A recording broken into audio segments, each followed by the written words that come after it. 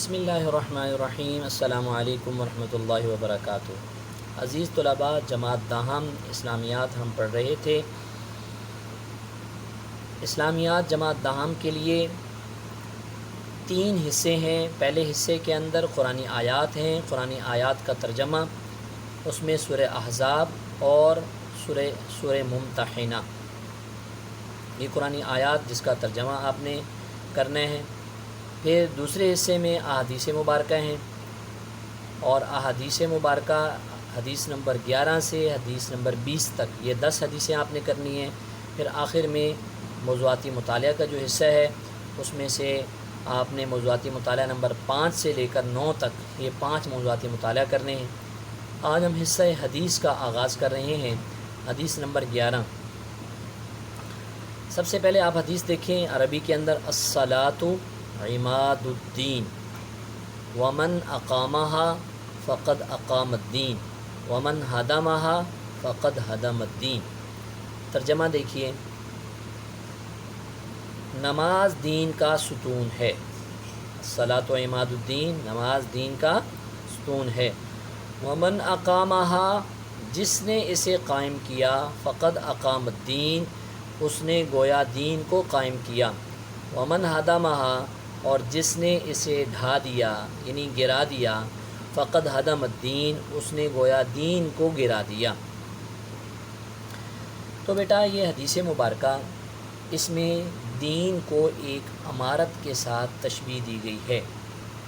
ایک حدیث آپ نے پہلے بھی سنی ہے کہ جس حدیث مبارکہ میں اسلام کو ایک خیمے کے ساتھ تشبیہ دی گئی، بنی الاسلام علی 5، کہ اسلام کی بنیاد 5 ستونوں پر بتائی گئی، اور ان ستونوں میں سب سے پہلے نمبر پر کلمہ طیبہ ہے، کیونکہ اس کلمہ طیبہ کے بغیر تو کوئی ایمان میں داخل ہی نہیں ہو سکتا۔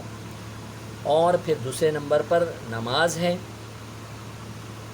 اور تیسرے نمبر پر زکوٰۃ ہے، چوتھے نمبر پر روزہ ہے، 5ویں نمبر پر حج ہے۔ یہ 5 اسلام کے بنیادی ارکان ہیں۔ تو ان ارکان میں سب سے پہلا رکن نماز ہے، سب سے پہلا رکن نماز ہے، جس کو دین کا ستون کہا گیا۔ تو دیکھیں اس حدیث مبارکہ میں دین کو ایک عمارت کے ساتھ تشبیہ دی گئی، اور اس عمارت کا ایک ستون نماز ہے، اس عمارت کا ایک ستون نماز ہے۔ اب نماز سے متعلقہ دیکھیے، نماز ہر مسلمان کلمہ گو پر، عاقل بالغ پر، مرد عورت پر نماز فرض ہے۔ اور یہ نماز کی فرضیت کا حکم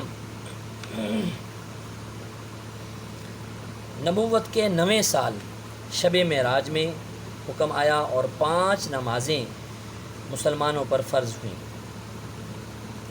قرآن مجید میں تقریباً 700 مقامات پر نماز قائم کرنے کا حکم دیا گیا ہے۔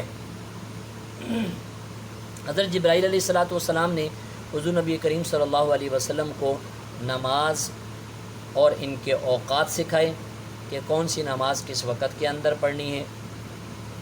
اور قرآن مجید میں بھی اللہ فرماتے ہیں، ان الصلاۃ کانت علی المؤمنین کتابا موقوتا، کہ نماز مومنوں پر مقررہ وقت پر فرض کی گئی ہے، اس کا ایک وقت متعین ہے، اسی وقت پر اس کو ادا کریں گے تو نماز درست طریقے سے ادا ہوگی۔ جیسے زور کی نماز کا جو وقت ہے، تو اس میں زور کی نماز پڑھیں گے تو ٹھیک ہوگی۔ اگر زور کی نماز کے وقت میں آپ عصر کی نماز پڑھ لیتے ہیں تو وہ نماز درست نہیں ہے۔ تو قرآن مجید میں نے آپ کو بتایا کہ تقریباً 700 مقامات پر اللہ تعالیٰ نے نماز پڑھنے کا حکم فرمایا، نماز کو قائم کرنے کا حکم فرمایا۔ مثال کے طور پر، قل لعبادی الذین آمنوا یقیموا الصلاۃ، کہ اے نبی صلی اللہ علیہ وسلم میرے بندوں سے کہہ دیجئے کہ جو ایمان لائے ہیں نماز قائم کریں۔ اسی طرح وَأْمُرْ أَهْلَكَ بِالصَّلَاةِ، اپنے گھر والوں کو نماز پڑھنے کا حکم دیجئے۔ اقیم الصلاۃ ولا تکونوا من المشرکین، نماز قائم کیجیے اور مشرکوں میں سے نہ ہو جائیے۔ اسی طرح فرمایا کہ جو نماز کو چھوڑنے والا ہے تو تارک نماز کے لیے جہنم ہے۔ سورہ مدثر کے اندر اللہ پاک فرماتے ہیں کہ جہنم والوں سے پوچھا جائے گا ما سلککم فی سقر، کس چیز نے تمہیں جہنم میں پہنچا دیا؟ تو وہ جو جواب دیں گے، جواب میں پہلی بات یہی کہیں گے لم نکو من المصلین، ہم نماز نہیں پڑھتے تھے۔ تو یہ قرآنی آیات سے نماز کی اہمیت سامنے آ رہی ہے۔ پھر فرمایا جو نماز پابندی کے ساتھ ادا کرتا ہے تو نماز کی برکت سے اللہ رب ذوالجلال اس کو بے حیائی اور برے کاموں سے بھی روک دیتے ہیں۔ ان الصلاۃ تنہی عن الفحشاء والمنکر۔ احادیث مبارکہ کی طرف آئیں نماز کی اہمیت کے حوالے سے، تو ایک حدیث میں آتا ہے کہ سب سے پہلے قیامت والے دن جو حساب ہوگا تو نماز کا حساب لیا جائے گا۔ اگر نماز اچھی نکل آئی باقی اعمال بھی اچھے نکل آئیں گے، اگر نماز خراب ہو گئی باقی اعمال بھی خراب ہوں گے۔ اسی طرح آپ صلی اللہ علیہ وسلم نے یہ بھی فرمایا صلو کما رأیتمونی اصلی، نماز ایسے پڑھو جیسے آپ نے مجھے نماز پڑھتے ہوئے دیکھا۔ اور یہ بھی فرمایا کہ جب تم میں سے کوئی شخص نماز پڑھتا ہے تو نماز کے اندر وہ اللہ پاک سے ہم کلام ہوتا ہے، اللہ سے باتیں کرتا ہے، مناجات کرتا ہے۔ اور یہ بھی فرمایا کہ نماز کو چھوڑنا، جان بوجھ کر جس نے نماز کو چھوڑ دیا تو گویا کہ اس نے کفر کیا۔ پھر یہ بھی فرمایا الصلاۃ معراج المومن، نماز مومن کی معراج ہے۔ یہ بھی فرمایا قرۃ عینی فی الصلاۃ، نماز میری آنکھوں کی ٹھنڈک ہے۔ یہ بھی فرمایا الصلاۃ مفتاح الجنہ، کہ نماز جنت کی کنجی ہے۔ اور یہ بھی فرمایا بین العبد و بین الکفر ترک الصلاۃ، کہ بندے اور کفر کے درمیان نماز چھوڑنے کا فرق ہے۔ اس حدیث مبارکہ کا حاصل کلام کیا ہے؟ اس حدیث مبارکہ سے نماز کی اہمیت پوری طرح واضح ہو جاتی ہے۔ جس نے اس کو قائم کیا اس نے گویا دین کو قائم کیا، اور جس نے اسے ڈھا دیا، اس کو گرا دیا، گویا اس نے دین کی عمارت کو منہدم کر دیا۔ تو نماز قائم کرنا ہی اصل دینداری ہے۔ عزیز طلباء، حدیث نمبر 11 آج ہم نے پڑھی ہے۔ اسلامیات کے حوالے سے میں اس اسلامیات کے نوٹس کا تعارف آپ کو کروا دوں۔ یہ اقراء روضۃ الاطفال کی طرف سے ہی یہ اسلامیات کے نوٹس بنے ہوئے ہیں۔ آپ دیکھ رہے ہیں اسلامیات جماعت داہم۔ ان نوٹس کے اندر کیا ہے؟ نوٹس کے اندر مختصر سوالات جوابات، جو آیات قرآنیہ میں آپ سوالات پڑھ چکے ہیں یا آگے پڑھیں گے ان کے سوالات جوابات اس میں موجود ہیں۔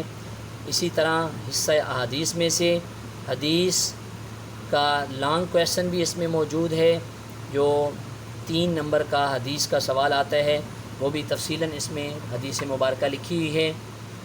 آپ دیکھ یہ آپ دیکھ رہے ہیں کہ حدیث نمبر 11 اس میں اوپر ترجمہ حدیث کا لکھا ہوا ہے، پھر نیچے حدیث کی تشریح اور تفصیلاً اس کے اندر آیات بھی آ رہی ہیں، اور نیچے احادیث بھی مزید اس تشریح کو بڑھانے کے لیے آ رہی ہیں۔ تو یہ آپ اس میں سے احادیث تفصیلاً پڑھ سکتے ہیں، اور پھر احادیث مبارکہ سے متعلقہ جو مختصر سوالات جوابات ہوں گے وہ بھی آپ کو اس میں ملیں گے۔ اسی طرح موضوعاتی مطالعے کا جو لانگ کویسچن 5 نمبر کا ہوتا ہے وہ بھی آپ کو ملے گا اس کے اندر، اور موضوعاتی مطالعہ سے متعلقہ جو مختصر سوالات جوابات ہیں وہ بھی آپ کو اس کے اندر مل جائیں گے۔ تو یہ نوٹس آپ اپنی اپنی برانچ سے حاصل کر سکتے ہیں، اور مین برانچ جو چنگی والی برانچ ہے اس سے بھی آپ کو یہ نوٹس مل سکتے ہیں۔ تو اس کی صحیح قیمت آپ کو برانچ سے ہی پتہ چلے گی، لیکن یہ زیادہ کاسٹلی نہیں ہے، زیادہ مہنگے نہیں ہیں، بہت مناسب قیمت میں آپ کو مل جائیں گے، جو آپ کے لیے بہت فائدہ مند ثابت ہوں گے۔ اس لیے بیٹا آپ نے حدیث مبارکہ کو اچھی طرح سے یاد کرنا ہے تفصیل کے ساتھ۔ اللہ پاک آپ کا حامی و ناصر ہو۔ السلام علیکم ورحمۃ اللہ وبرکاتہ۔